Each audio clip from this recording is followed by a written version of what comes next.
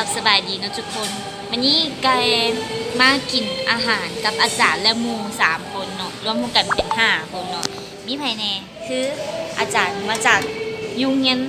ร้านเองค่อยเองคืออาจารย์คิมว่าดิฉันจงกว่า แล้วหมูเนาะนิ้งแล้วก็แตงโมแล้วก็เอ้ยกองคือมื้อนี้เขาจะมากินห้านอาหารอยู่ห้านเวียงจันทร์เซ็นเตอร์ห้านอาหารเกาหลีเนาะโคเรีย BBQ ประมาณนี้ซึ่งที่เป็นจังไดกันสิติดตามกันได้เนาะเดี๋ยวหาอาหารมาโอเค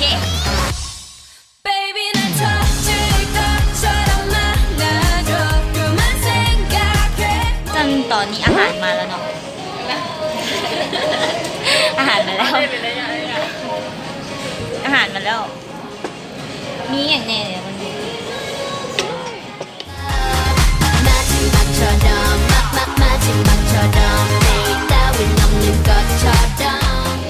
ิ่นกำลังย่างอยู่เนาะ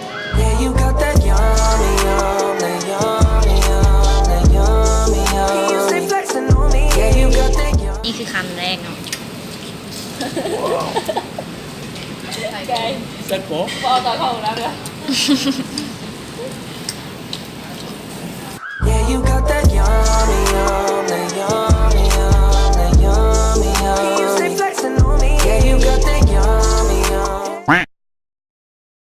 2เนาะเดือดขนาด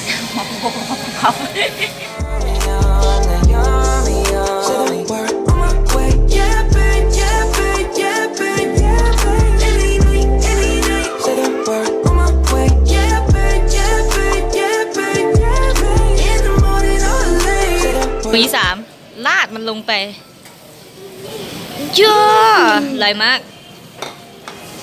จังไหนตัวอาจารย์โอ้เยี่ยมมากเยี่ยม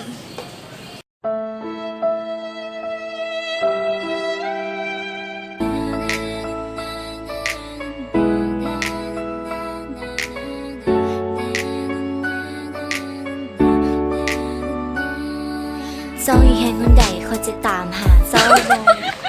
กินจนอีแบบเอาจนย่างจนซิบูไปเลยนะ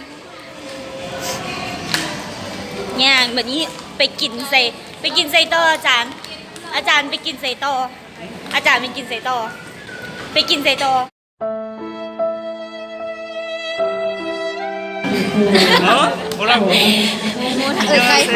ไทยหู